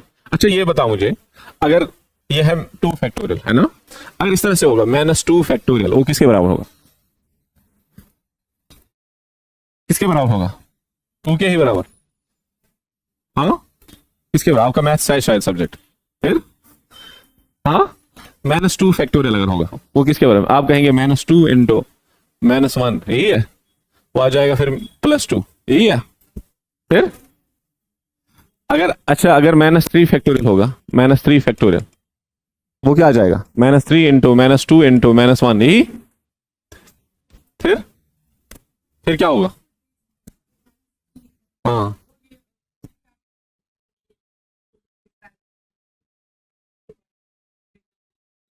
हाँ मल्टीपल करते जाना है 1 तक, हाँ हाँ हाँ है, हाँ उधर जाना है, हाँ हाँ हाँ। ये मत, यहाँ था +2 3, इसको 3 ये सभी पॉजिटिव आ जाए। अगर माइनस है तो क्या आ जाएगा, यही बोल रहा हूँ आपसे, हाँ -3 होगा, फिर हाँ आयोटा नहीं है, ये फैक्टोरियल है, आयोटा दूसरा चीज है। फैक्टोरियल क्या होगा, 3 फैक्टोरियल -3 फैक्टोरियल। किसी का मैथ है आप में से, नहीं क्वेश्चन नहीं डालूंगा मैं, ठीक है, और टेंशन मत लीजिए, है मैथ किसी को, इससे मुझे पता चलेगा ना कि आपकी लेवल क्या है, हाँ आपकी लेवल क्या है किसी का मैथ। आप सच बोलो, किसने क्लास 10 तक मैथ पढ़ा है अपने से, क्लास 10 तक मैथ पढ़ा है, अच्छा 12 तक किसने पढ़ा है, किसी ने, अच्छा किसी ने बीटेक आप में से किया है? अच्छा किस विषय में, किस विषय में किया है, किस फील्ड में? इलेक्ट्रॉनिक्स एंड कम्युनिकेशन, बस ठीक। अभी बेटा कुछ और होता है, ठीक है, फैक्टोरियल नहीं। देखो नेगेटिव नंबर्स का फैक्टोरियल एग्जिस्ट नहीं करता है, इसलिए मैंने आपसे पूछा, मैं देख रहा था आपकी लेवल वगैरह क्या है, आपको कुछ पता है कि नहीं, ठीक है, उसी हिसाब से पढ़ाना है ना, फिर उसी जीरो लेवल पे ही पढ़ाना है। तो आपकी लेवल क्या है यही देख रहा था। नेगेटिव नंबर्स का फैक्टोरियल एग्जिस्ट नहीं करता, सिर्फ होता है फैक्टोरियल का वैल्यू होल नंबर्स का। होल नंबर्स स्टार्ट होते हैं 0 1 2 3 4 5 6 अप टू सो ऑन, इन नंबर्स का होता है फैक्टोरियल का वैल्यू, इनका निकाल सकते हैं। नेगेटिव नंबर का फैक्टोरियल नहीं एग्जिस्ट करता, इसका आंसर कुछ नहीं है, ठीक है, आ गया समझ, इतना काफी है क्या? हाँ अच्छा ठीक है, देखो देखो देखो देखो आप देखो ये कैसे होता है। आपका मकसद है कि 0 फैक्टोरियल भी 1 होता है, 1 फैक्टोरियल भी 1 होता है, ये क्यों होता है? देखो एक मिनट, n फैक्टोरियल, अगर किसी भी जनरल नंबर का हमें फैक्टोरियल निकालना होगा, n होगा कोई नंबर, वो होता है बराबर that is n into n minus 1 factorial, n into n minus 1। जिस तरह से आप 4 फैक्टोरियल निकालोगे, 4 फैक्टोरियल लिख सकते हो आप, that is 4 into 4 minus 1 factorial, वो आ जाएगा 4 माइनस 1 कितना आ जाएगा? 4 माइनस 1 3 फैक्टोरियल फिर से लेना आपको खींच के, कहां तक? 1 तक, 3 इंटू 2 इंटू 1, इस तरह से ये फिर से बन जाएगा, दैट इज 24 ही बन जाएगा ना। ये जनरल तरीका है किसी का फैक्टोरियल निकालने का। हाँ देखो अब अगर हम पुट करेंगे इसमें, put n it is equal to 1, इसमें पुट क्या करेंगे n 1, ये क्या बन जाएगा? 1 फैक्टोरियल, यहां से n की जगह 1 ले रहा हूं, it is equal to 1 into 1 minus 1 factorial, इस तरह से ये आ जाएगा 1 फैक्टोरियल। 1 फैक्टोरियल आपको ऑलरेडी पता है वो किसके बराबर होता है? 1 के बराबर, वो ऑलरेडी पता है, दैट इज इक्वल टू 1, ये आ जाएगा 1 minus 1 that is 0 factorial. 0 factorial बाहर से है ना फैक्टोरियल, ये आ जाएगा 1 माइनस 1 के करके आगे आ जाएगा 0 फैक्टोरियल है बाहर, है ना, 0 फैक्टोरियल। देखो आपको ये पता होगा, ये आपको पता होगा कि किसी भी नंबर को अगर हम 1 से मल्टीपल करेंगे, फॉर एग्जाम्पल 5, इसको अगर 1 से मल्टीपल करेंगे वो क्या रह जाएगा? 5। अगर 0.67 होगा, इसको 1 से मल्टीपल करेंगे वो क्या रह जाएगा?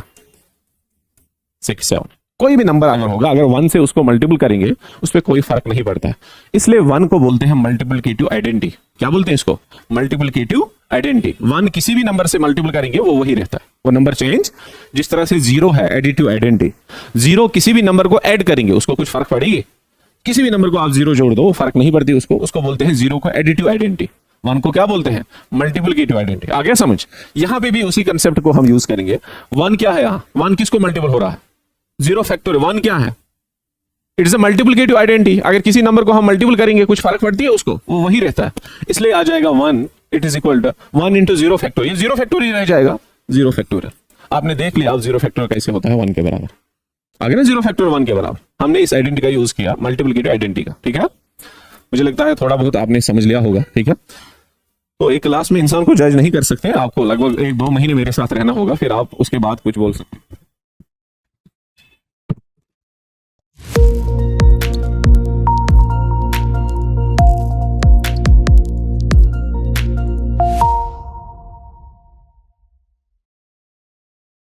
एक चीज याद रखना कि दिमाग में ये बिठा के लेना है कि मैं ही नहीं हूं कि जो इस तैयारी में जा रहा है, हर कोई जा रहा है। आप जितने भी लड़के यहाँ पर हो, आप में से कोई लड़का सिलेक्ट होगा, आप में से कोई होगा जो सिलेक्ट होगा, और आप में से बाकी होंगे जो नहीं होंगे। क्या मैं उसको अलग से पढ़ा रहा हूँ जो सिलेक्ट होता है आप में से? Answer is no.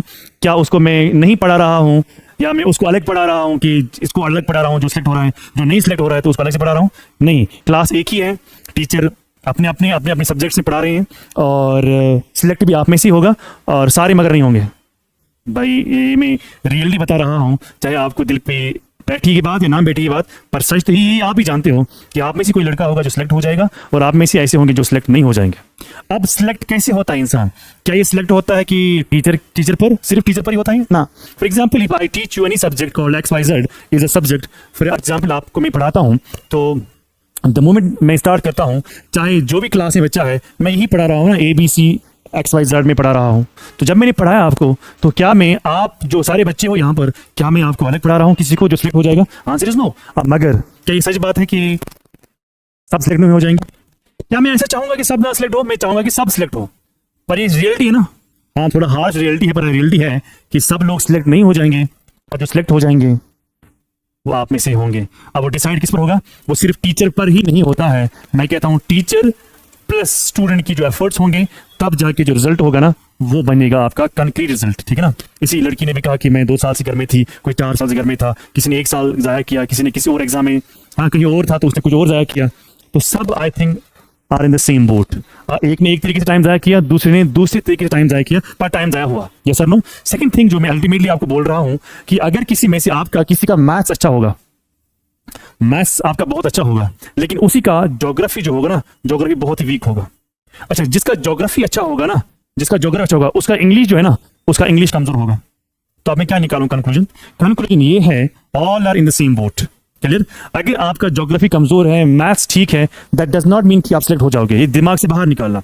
Maths strong है तो ज्योग्राफी स्ट्रांग करो। अब इनमें से कौन लड़का सिलेक्ट हो जाएगा? भाई आप में से कोई होगा जिसका मैथ अच्छा होगा, आप में से कोई अच्छा होगा जिसका ज्योग्राफी अच्छा होगा, किसी का इंग्लिश अच्छा होगा, दूसरे का इंग्लिश खराब होगा।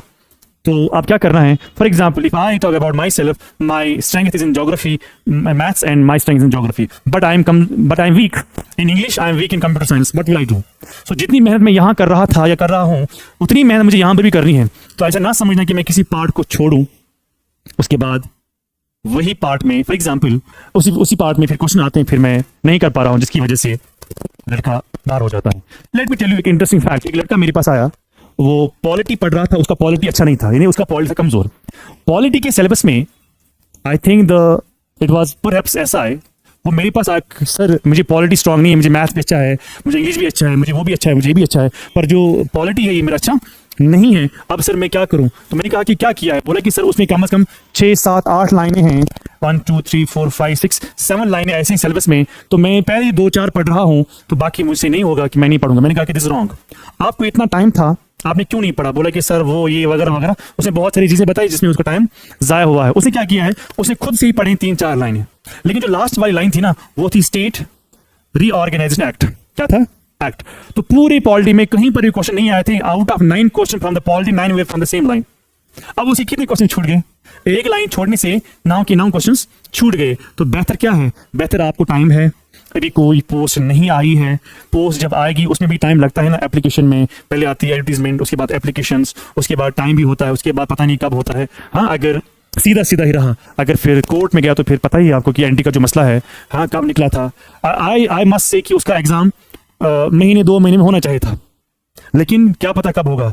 2 साल में होगा, साल में होगा, 6 महीने के बाद होगा, कब होगा एग्जाम उसका पता नहीं। मैं कहता हूं कि कोर्ट के चचेरों में छोड़ के मैं कहता हूं कि अगर नॉर्मली आप देखा जाता है 3-4 महीने में एग्जाम होता है, लेकिन रूल क्या होता है? रूल होता है कि आपका एग्जाम 45 डेज में होना चाहिए। अब मैं ये बात क्यों आपसे शेयर कर रहा हूं? इसलिए है, अभी कोई पोस्ट आई है?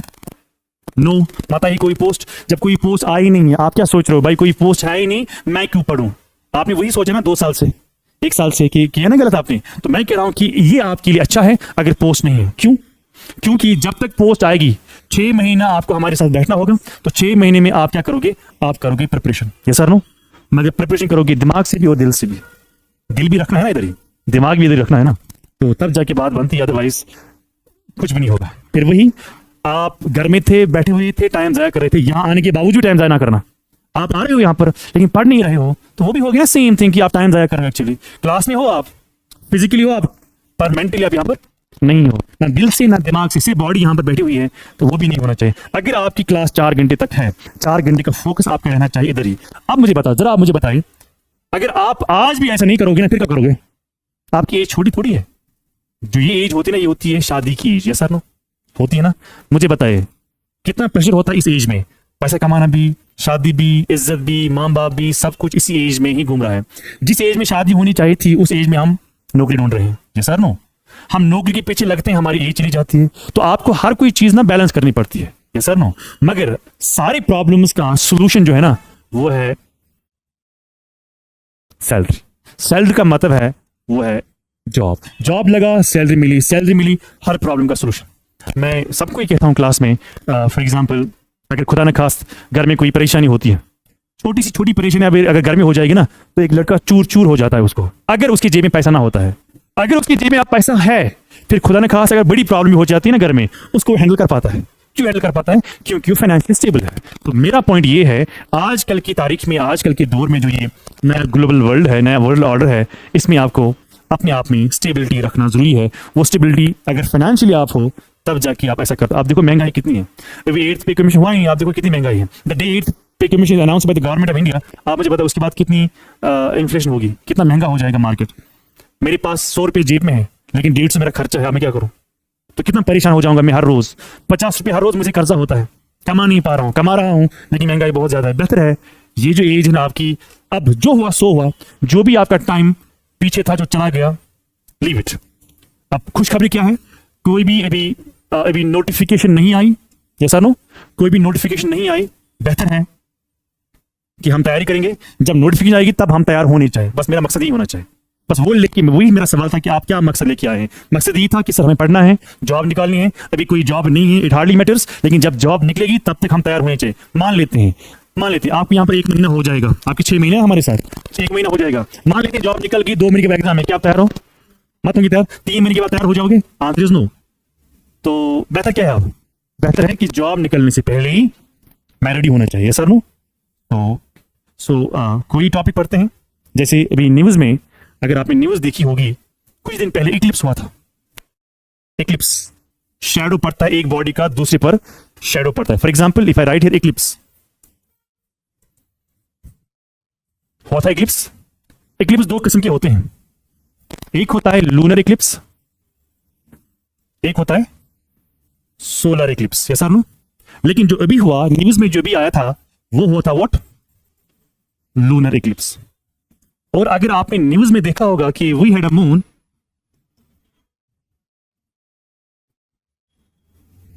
ब्लड मून, ये था न्यूज में। मैंने टॉपिक नहीं उठाया बीसी का, मैंने रैंडम टॉपिक उठाया, क्योंकि न्यूज में भी जो चीजें आती हैं वो आपके दिमाग में होनी चाहिए कि इस पर भी सवाल आ सकता है। Yes sir no? अब ये लूनर इक्लिप्स कब होता है? अगर आपके पास एक बॉडी होती है जो आप देखते हो सोलर सिस्टम में, that's called sun. Yes sir no? Sun के इमीडिएटली बाद रखना मून को, क्योंकि आप क्या पढ़ रहे हो? सॉरी, सन के बाद इमीडिएटली आप रखते हो अर्थ, क्योंकि आप क्या पढ़ रहे हो? लूनर। अगर ये क्या होता सोल, तो बीच में क्या आएगा? तो यहां पर अगर मैं यहां पर लिखता हूं this is sun, this is earth, this is what? Moon. तो इसमें क्या हो जाएगा? This again sun, this is moon, this is what? This earth. So ये है फर्क लूनर एंड सोलर में। क्लियर? अब जो अभी हुआ वो क्या हुआ था? वो सोलर हुआ था कि वो लूनर हुआ था? वो हुआ था लूनर। मगर क्या हुआ था? ब्लड मून का मतलब है कि मून जो है ना वो रेड कलर दिख रही थी। How many of you from science background? Wavelength पढ़ा है? रेड कलर जो होता है उसकी वेवलेंथ ज्यादा होती है, वो हमारी आंखों तक पहुंचती है। फिर जो भी ऑब्जेक्ट सामने होता है वो वही कलर दिखता है। तो रेड कलर का कितनी वेवलेंथ है? रेड कलर ज्यादा है ना as compare to blue. Yes और no? As compare to other colours. तो हमने मून को रेड क्यों देखा, वही हम यहां पर समझते हैं। लेकिन जो ये सन है, सन के बाद इमीडिएटली क्या है? अर्थ। अर्थ के बाद क्या है? इधर है व्हाट? मून। तो मैं इस सिचुएशन को क्यों रखता हूं? क्योंकि हुआ क्या था, जब 3 बॉडीज, सन, मून, अर्थ, या सन फिलहाल के लिए अर्थ, मून, जब ये एक ही अलाइनमेंट में होती है, इसको कहते हैं syzygy. SY GY ZY GY। Syzygy किसको कहते हैं? When 3 bodies are in the same alignment, जब ये सीधा ऐसे होंगे। क्लियर? यानी सन सीधा अर्थ, सीधा व्हाट? मून। अब देखो क्या है, सन लाइट डालेगा, सन ऐसे भी लाइट डाल सकता है ना? Yes sir no? ऐसे डाल सकता लाइट। सन जो है वो ऐसे भी लाइट डाल सकता है। Yes sir no? होगा कि नहीं होगा? लिखो, सन ऐसे भी लाइट डालेगा। Yes sir no? सन ऐसे भी लाइट डालेगा। ओह सॉरी,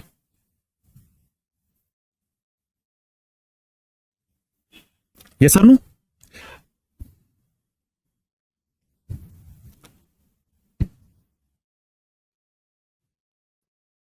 आई होप कि आप सब समझ में आ रहा है आपको। जब यहां से लाइट पड़ेगी वो किस पर पड़ेगी? अर्थ पर पड़ेगी। अर्थ के बाद क्या है मुझे बताइए? जो ये वाला इलाका है इसमें लाइट होगी या डार्क होगा? लाइट होगी, डार्क होगा। डार्क क्यों होगा? क्योंकि फॉर एग्जाम्पल ये है लाइट, ये है दूसरा हाथ, ये तीसरा हाथ। लाइट पड़ेगी ना इस पर लाइट पड़ेगी, ये क्या होगा, ये होगा डार्क। तो जो यहां से लेके यहां तक का जो इलाका है ये क्या होगा, सारा डार्क। क्या मैं कह सकता हूं ये जो इलाका है this is called dark.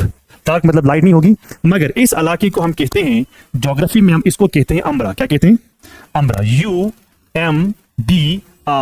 What's umbra? Umbra मतलब ब्लैक, ब्लैक मतलब यानी डार्क। क्यों है डार्क? क्योंकि ये बॉडी इसके पीछे है, लाइट आती है इस साइड से, तो इस साइड से क्या होगा, डार्क होगा। Clear? I hope you are getting my point. So इसको हम कहते हैं अम्ब्रा। अब मुझे बताएं, अगर इस डार्क से मैं थोड़ा यहां जाऊं, पूरा यहां नहीं, थोड़ा यहां जाऊं, लाइट जाती है ऐसे, लाइट जाती है ऐसे, क्या ये और ये सेम होगा?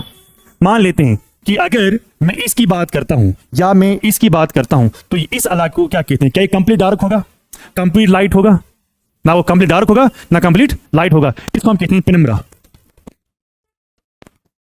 क्या कहते हैं इसको? पेनिम्ब्रा कहते हैं। इसको भी क्या कहेंगे फिर? इसको भी क्या कहेंगे? पेनिम्ब्रा कहेंगे। तो पेनिम्ब्रा, अम्ब्रा, पेनिम्ब्रा। क्लियर? सो मुझे बताएं यहां पर आपको कैसे मून दिखेगा?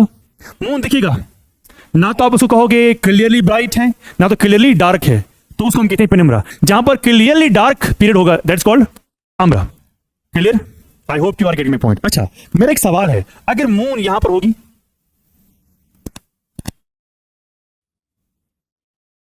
तो ये वाला पार्ट डार्क में, कंप्लीट डार्क, ये वाला तो कंप्लीट डार्क में नहीं है ना, इसको क्या कहेंगे? इसको, इस वाले पोर्शन को कहते हैं पार्शियल, पार्शियल इक्लिप्स। समझा? तो पार्शियल किसको कहेंगे? जहां पर लाइट भी होगी लेकिन आधा डार्क होगा। अच्छा, जहां पर ये वाला फेज होगा तो पेनिम्ब्रा होगा, ये वाला फेज होगा तो अम्ब्रा होगा। लेकिन अभी आपने देखा होगा जब सनलाइट आती है, आने के बाद जब सनलाइट यहां टकराती है वो कहां जाएगी? इधर भी जाएगी ना, इधर भी जाएगी। क्या इधर लाइट जा सकती है? आपने पढ़ा होगा साइंस में, इसलिए मैंने कहा था आप में से कितने साइंस वाले हैं, आपने पढ़ा होगा एक होता है रिफ्रैक्शन, है ना, एक होता है स्कैटरिंग। रिफ्रैक्शन का मतलब क्या होता है? Bending of light. तो स्कैटरिंग किसकी वजह से होता है? Presence of particles in atmosphere. Yes और नो? स्कैटरिंग किसकी वजह से होता है? Presence of particles where in what? In the atmosphere. I hope you are getting my point. अब मुझे बताओ, सारी लाइट निकलती है ना सन से, जब सारी लाइट निकलती है सन से आती है इधर, मुझे बताओ स्कैटरिंग हो जाएगी? यानी क्यों स्कैटरिंग हो जाएगी? क्योंकि हमारा एटमॉस्फेयर है ना, एटमॉस्फेयर में इसको क्या हो जाएगा? बेंडिंग भी हो जाएगी। एटमॉस्फेयर में क्या हो जाएगा? स्कैटरिंग हो जाएगी। बेंडिंग क्यों हो जाएगी? मीडियम चेंज हो जाता है, मीडियम से चेंज। अच्छा, स्कैटरिंग क्यों हो जाएगी? पार्टिकल्स एटमॉस्फेयर में मौजूद हैं जिसकी वजह से क्या होता है? स्कैटरिंग। अब हमें मालूम है, अगर मैं इसको ऐसे करता हूं, अब जब लाइट आएगी, रेड भी आएगी, ब्लू आएगी, हर कोई लाइट आएगी, तो हमें मालूम है कि जो रेड कलर है, रेड कलर जो है वो स्कैटर ज्यादा हो जाएगी। कहां तक पहुंचेगी? तो मुझे बताएं, यानी हमारी आंखों तक कौन पहुंचेगी? तो हमें मून कैसे दिखेगा? अब दैट्स वाई मैंने यहां पर लिखा कि हमारे पास क्या था। आई hope you got the idea. तो पोजीशन क्या है, आपको ये बोलना है कि इस वक्त जब रेड होता है, जब लूनर होता है, उस वक्त मून की और अर्थ की पोजीशन क्या होती है? क्या अर्थ होती है लास्ट में या मून होती है लास्ट में? ठीक है ना? आपने दो वर्ड्स के बारे में सुना होगा, वर्ड दो में यहां पर लिखता हूं, ये समझ में आया सबको? दो वर्ड्स में यहां पर लिखता हूं। एक वर्ड होता है फुल मून और एक होता है न्यू मून। बताइए, जो ये रेड कलर होता है, रेड, ये इस टाइम पर होता है कि इस टाइम पर होता है? फुल और न्यू? फुल क्या होता है और न्यू क्या होता है? याद रखना, फुल मून तब आपको दिखेगी जब अर्थ बीच में होगी। आप बताएं, अर्थ कहां है? सो फुल मून कब दिखता है? Full moon when earth lies in between sun and moon. अच्छा, न्यू मून कब होता है? When moon lies in between what? Sun and earth. अब बताइए ये कब होगा? ये फुल मून के टाइम पर होगा कि red colour of the moon, कि फुल न्यू मून की टाइम पर होगा? ये फुल मून की टाइम पर होगा। क्यों? क्योंकि अर्थ कहां है? सन एंड मून। जरा देखो, बताइए, अगर मून यहां पर होती, अर्थ यहां पर होता, उसको हम क्या कहेंगे? न्यू मून, क्या उस टाइम पर ये होगा? नहीं। आंसर है, answer is this. I hope you got the idea. तो what is the idea? Idea ये है, क्या फुल मून हर महीने में होता है? फुल मून हर महीने में होता है। क्या ब्लड हर रोज हम देखते हैं? Why not? शाबाश। मैं यहां पर लिखता हूं, I write here, full moon ये होता है एवरी मंथ। क्या होता है? Every month. But blood moon जो होता है, blood moon is not every month. My question is why? देखो, अर्थ को अपना ऑर्बिट है ना, अपना ऑर्बिट। मून को अपना ऑर्बिट है। ऑर्बिट समझते हो? रास्ता। जो ऑर्बिट मून का है और ऑर्बिट अर्थ का है, इनमें फर्क है। जो मून का ऑर्बिट है, मून का ऑर्बिट जो है वो है टिल्ट। क्या है? टिल्ट क्या होता है? टेढ़ा है। कितना टिल्ट है? 5 डिग्री टिल्ट है। किससे टिल्ट है? अर्थ के ऑर्बिट से। जैसे आप कहोगे सर हमें समझ में नहीं आया, क्या आया समझ में? हाँ आया?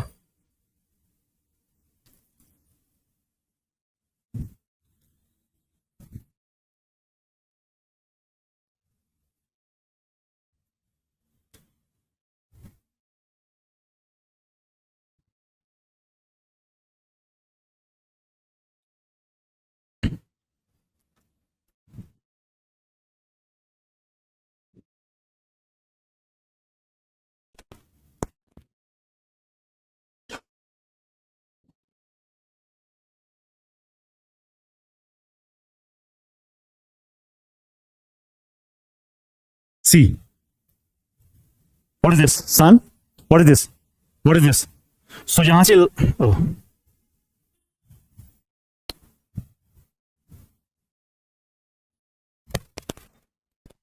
See now, this is sun. अपनी लाइट डालता है, पड़ती है किस पर? अर्थ पर। उसके पीछे क्या है? मून है। तो इस वाले डार्क पीरियड को हम क्या कहते हैं? अम्बरा। इस वाले पीरियड को क्या कहते हैं? समझ आया ना? क्या समझ? तो इस वक्त अर्थ इधर है, और जब इधर आएगी, सॉरी मून इधर आएगी, तो किस में आती है? पेनुम्ब्रा में आती है। अगर ये यहां पर होता तो पार्शियल। अब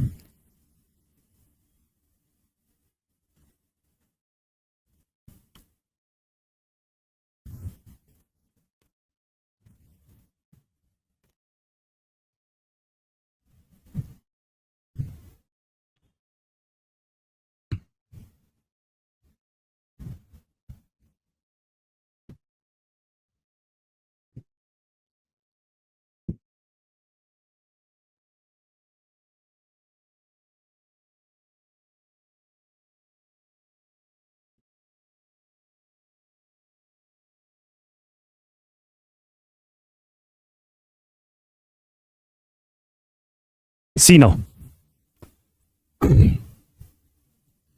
last point to understand.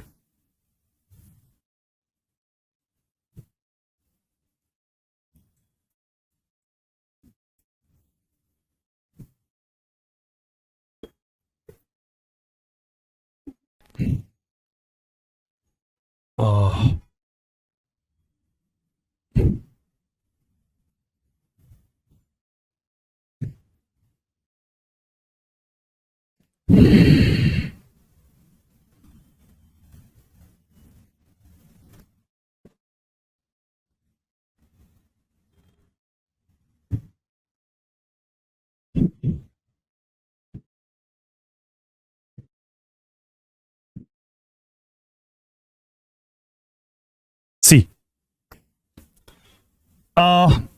ये है ना, ये लाइन है ना, ये line. This is the orbit of what? अर्थ।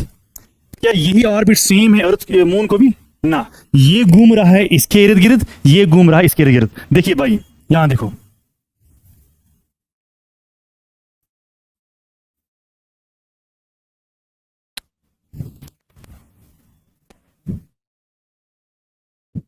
देखिए भाई ये ना, ये क्या है? What is this? Orbit of what? Earth. What is this? आपको नहीं लग रहा है फर्क इसमें है कि नहीं? अगर ये ऑर्बिट और ये ऑर्बिट सेम होता तो फिर हर महीने के बाद होता क्या? Blood moon. लेकिन हमें मालूम है इसका और इसका ऑर्बिट सेम नहीं है। जब ऐसी कंडीशन हो जाएगी, ये सेम पोजीशन पर आएगा, वो पता नहीं वो कितने सालों के बाद आएगा, तब जाके ब्लड मून होगा। लेकिन हर महीने फुल मून होता है। मुझे बताओ, हर महीने ब्लड मून होता है, what the reason? Reason is orbit का टिल्ट जो 5 डिग्री है, that is the reason. I hope you got the idea. Clear? बाकी जब हम पढ़ेंगे रिगार्डिंग बेसिक्स ऑफ ज्योग्राफी, तो याद रखना, मैं यहां पर बोल के रखता हूं, तो मैं स्टार्ट कहां से करूंगा? Don't take it in this way कि सर ने पढ़ाया वो वाला टॉपिक तो मुझे बेसिक का भी पता नहीं है ना। Don't take it. I will start from the word geography. जैसे मैं लिखता ही हूं, ज्योग्राफी जो है ये कॉम्बिनेशन है। Combination of what? Combination of 2 Greek what words. एक है जियो, एक है व्हाट? ग्राफी। फिर जियो का क्या मतलब है, ग्राफ का मतलब है, यहां से हम स्टार्ट करते हैं। सिर्फ मैं ही नहीं हूं, हर कोई teacher, weather it is J&K, weather it is geography, polity, economy, science, जो सब्जेक्ट होगा ना, स्टार्टिंग यहां से ही होती है। डोंट थिंक कि सर ने पढ़ाया वो टॉपिक, मुझे ज्योग्राफी का बेसिक पता नहीं ना, वो मैंने ऐसे ही पढ़ा था आज, लेकिन पढ़ाना है मुझे कहां से? यहां से। तो दिमाग से वो बाहर निकालना। सर मैं उस बैकग्राउंड से हूं, मुझे ज्योग्राफी क्यों आएगी समझ में? मैं कहता हूँ आएगा समझ में। हर कोई टीचर गारंटी देता है आएगा समझ में, बट उसके लिए कंडीशन ये है कि आप दिल और दिमाग, मैं कितना भी आपको पढ़ाऊं, आप रेडी नहीं हो उस चीज के लिए, फिर भी उसमें क्या करूं? अच्छा मुझे बताओ, how many of you are saying sir जो आपने अभी पढ़ा है ना मुझे समझ में नहीं आया? बताओ लड़का। 1 2 3 4 5 शाबाश, समझ में आया? मैं कहता हूं ये बड़ा टॉपिक है, मुझे बताओ ज्योग्राफी फिर कितने बेसिक टॉपिक्स होंगे? एक चीज आपको याद करनी होगी, मेमोराइजेशन पावर आपको अच्छा होना चाहिए, उसमें रिवाइज करना है। फॉर एग्जाम्पल कल आपको पढ़ना है ड्रेनेज। क्या पढ़ना है? ड्रेनेज। ये एक रिवर है, इसके यहाँ की ट्रिब्यूटरीज बस याद करने। सो उसमें क्या समझना क्या है उसमें? ये थोड़ा मैं मानता हूं मुश्किल होता है, इसलिए क्योंकि आपको मेमोराइज करना पड़ता है। समझ में आता है पर याद करना है। याद कैसे रहेगा? वो रहेगा on the base of map, on the base of diagram. लेकिन दिमाग में ये रखना कि मुझे टॉपिक्स पहले से नहीं पढ़ाया जाएगा, पहले पढ़ाया जाएगा ज्योग्राफी क्या होती है, फादर कौन है, उसकी डेफिनेशन क्या है, ज्योग्राफी का मतलब क्या होता है, हाँ इसकी अप्रोच क्या है, कौन कौन स्कॉलर जो बहुत फेमस है, फादर किसको माना जाता है, मॉडर्न किसको फादर माना जाता है, उसकी डेफिनेशन क्या है ज्योग्राफी की। वहां से स्टार्ट होता है हर subject, whether it is geography, polity, economy. For example कल पॉलिटी आपको पढ़ना होगा, तो व्हाट इज पॉलिटी पहले ही नहीं बताएगा, व्हाट्स आर्टिकल, ना पहले होगा व्हाट इज पॉलिटी, उसके बाद पढ़ाया जाएगा लेजिस्लेचर क्या होता है, वो क्या काम करता है, एग्जीक्यूटिव क्या होता है, वो क्या काम करता है। फिर क्लास में टीचर बार बार कहता है एग्जीक्यूटिव जो है वो ऐसा करता है, फिर मत समझना है कि what executive, because it's already understood. कहां पर? पहले वाले क्लास में। हाँ एक चीज मैं रिक्वेस्ट करूंगा आपसे कि आप क्लास रेगुलर अटेंड करना, क्लास ना छोड़ना। भले कभी कभार इंसान बीमार होता है, उस दिन का वीडियो लिया किया करें, वो घर में देखें, पर टाइम ज़ाया नहीं करना है क्योंकि आपने बहुत टाइम ज़ाया किया है। Clear? Thank you very much, मिलते हैं।